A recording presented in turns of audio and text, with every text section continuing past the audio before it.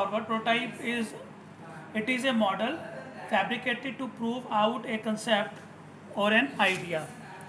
Solid modeling, it's a branch of CAD that produce 2D or 3D object in an electronic format.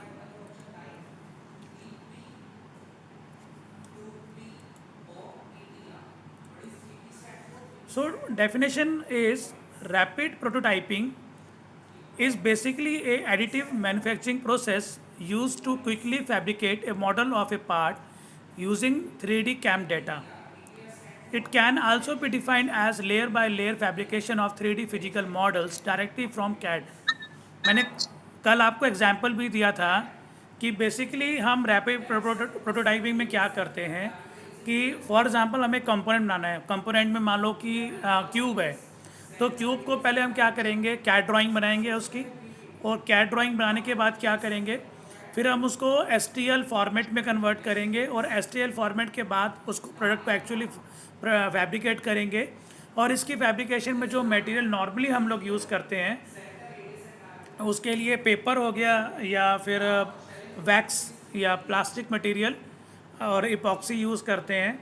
और इसमें हम लोग क्या करते हैं कि लेयर बाय लेयर पहले हम क्या करते हैं, फॉर एग्जांपल कि हमें एक क्यूब बनाना है और क्यूब को अगर हम 100 पार्ट्स में डिवाइड कर दें, तो इसी तरीके से क्या करते हैं, पहले हम एक लेयर बनाते हैं, बेस लेयर, और उसके बाद उसके ऊपर एक कंपोनेंट, फिर सेकंड कंपोनेंट, थर्ड कंपोनेंट, और एक के बाद एक सारे कंपोनेंट उसके ऊपर ऐड ऑन करते जाते हैं और उसको सिंटर कर देते हैं।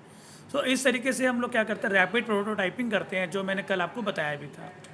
सो नेक्स्ट है need for rapid prototyping to increase effective communication, to decrease development time, to decrease costly mistakes, to minimize sustaining engineering changes, to extend product lifetime by adding necessary feature and eliminating redundant features early in the design. For example, आपने कोई component बनाया और से example आपने कोई fuel pump design किया। अब fuel pump आपने जो फर्स्ट टाइम डिज़ाइन किया है, it may have certain kind of troubles, आप उसको डायरेक्टली प्रोडक्शन के लिए नहीं भेज सकते because you need to perform some testing on it. तो हम लोग क्या करते हैं उसके लिए, वी क्रिएट ए प्रोटोटाइप, और उस प्रोटोटाइप के बाद हम लोग क्या करते हैं, उस प्रोटोटाइप को हम लोग उसके ऊपर कुछ टेस्ट परफॉर्म करते हैं, अगर उसमें कुछ रिक्वायर्ड डिज़ाइन में चेंज करते हैं। तो इस तरीके से रैपिड प्रोटोटाइप के एग्जांपल का बेनिफिट क्या है कि इफ़ेक्टिवली और एज अर्ली एज पॉसिबल हम क्या कर सकते हैं, उसको प्रोड्यूस कर सकते हैं। और अगर आप डायरेक्टली उसको प्रोडक्शन के लिए भेज देंगे तो इट इज़ नॉट पॉसिबल कि आप उसको क्या करो, प्रोडक्शन में भेज दो, फिर वो मिस्टेक हो, फिर आप उसको क्या करो, जो कंपोनेंट बन गया उसको डिस्कार्ड कर दो। So these are the reason which are required, because of that rapid prototyping is required. Now trends in manufacturing industry for emphasis the following. Number one, increasing the number of variants of product. पहले के ज़माने में क्या था, bike देखते तो simple एक ही bike आती थी, कंपनी की एक ही मॉडल था। अब there are lot many companies and they are producing lot many type of bikes. Car की बात करें, petrol engine, diesel engine, then petrol engine में भी बहुत सारे इंजन्स, तो इतनी सारी वैरायटीज़ अवेलेबल है। So because of that we have to go for rapid prototyping. Increase in product complexity, अब now product is become more complex as compare to earlier one. Decrease in product life time before obsolescence. पहले क्या था कि product हम पहले जो car खरीदते थे 15 साल अगर उसकी लाइफ है तो नॉर्मली 15, 16, 17 साल के लिए भी उसको यूज़ करते थे, पर अब ऐसा नहीं है। मोस्ट ऑफ द यूज़र वो 6 to 7 ईयर में अपने कार्स को चेंज कर देते हैं। So decrease in delivery time, अब nobody want to wait for the long time. 1986 you have to wait for 1 year if you want to purchase a car or two-wheeler, but nowadays everyone one want instant delivery. Then product development by rapid prototyping by enabling better communication. Now by this feature you can have the better knowledge about the product development. You can see what actually is going to be the shape, कि आपने जो product design किया वो कैसा दिखाई देगा, आप customer को भी अट्रैक्ट कर सकते हो उसके साथ। So these are trend which require rapid prototyping. Conventional machining, it is not suitable for complex shapes because they are difficult to machine, time consuming, very costly, tedious और very laborious. Skilled operator is required, accuracy will be less and increase product development time. So these are the some disadvantages which I have discussed yesterday also. Uh, these are with the conventional machining, and we have to overcome with the time.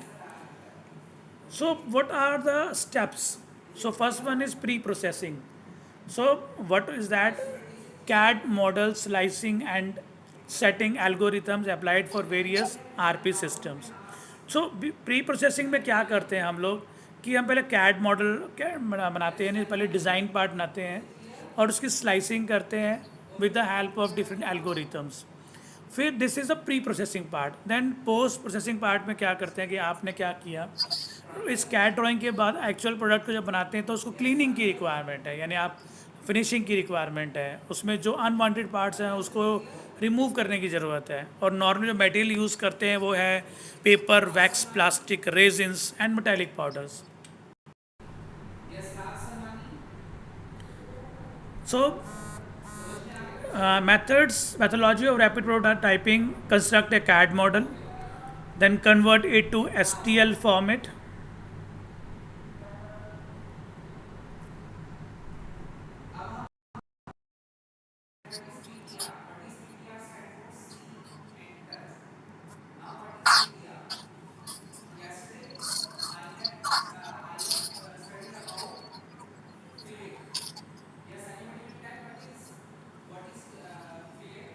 So, methodology of rapid prototyping: very first construct a CAD model. जैसे कि आपने for example cube बनाना है तो सबसे पहले हम क्या करेंगे, कैड ड्राइंग में उसको मॉडल को बनाएंगे. Then convert it to S T L format. S T L format क्या होता है कि it's a software where the CAD model can be actually fabricated. So R P machine processes dot S T M L file by creating slice layer of model. What is that? आपने cube बनाया, उसके आपने 1000 pieces कर दिए. सो आपने क्या किया, slicing कर दी. स्लाइसिंग का मतलब क्या होता है, मान लो जैसे फॉर एग्जांपल एक वुड है, वुड के ऊपर जो हम लोग क्या करते हैं, जैक चलाते हैं और जैक करके हम स्लाइसिस बना देते हैं उसकी. जैसे बटर होता है, बटर में हम क्या स्लाइसिस होते हैं उसकी. तो सिमिलर काइंड हम क्या होता है उसको, जो हमारा ड्राइंग है जो हमने कैड में बनाई है, एस फॉर्मेट में हम क्या करते हैं उसकी स्लाइसिंग कर देते हैं. उस पूरी ड्राइंग को थाउजेंड्स में, 2000s में स्लाइस लेयर्स में डिवाइड कर देते हैं. उसके बाद क्या करते हैं हम, first layer of model is created. हमने क्या किया, पहले बेस लाइन बनाई, उसके बाद उसके ऊपर की लेयर उसके ऊपर ड्रॉ करी, फिर उसके ऊपर की लेयर ड्रॉ करी. कल मैंने आपको एक एग्जांपल दिखाया भी था, I again show you here. For example हमें एक वो बनाना है, क्यूब बनाना है. मैंने पहले एक ये लेयर बनाई, ठीक है जी. उसके बाद मैंने क्या किया, उसके ऊपर ये एक और लेयर बनाई, उसके बाद उसके ऊपर एक और लेयर बनाई, एक और लेयर बनाई. इस तरीके से मैं क्या करता जाऊंगा, लेयर के ऊपर लेयर बनाता जाऊंगा. तो बेसिकली क्या होगा, एट द एंड जब मैं इसको कंप्लीट कर लूँगा तो मेरा यहाँ पर एक स्क्वायर बन जाएगा इस तरीके से. तो लेयर बाय लेयर जब मैं इसके ऊपर हम लोग फैब्रिकेट करते रहेंगे, अल्टीमेटली व्हाट हैपन कि यहाँ पर पूरा एक इस तरीके से एक बॉक्स तैयार हो जाएगा. सो बेसिकली हम क्या करते हैं, हम इसको यूज़ करते हैं इस तरीके से, हम layer by layer model fabricate करते हैं.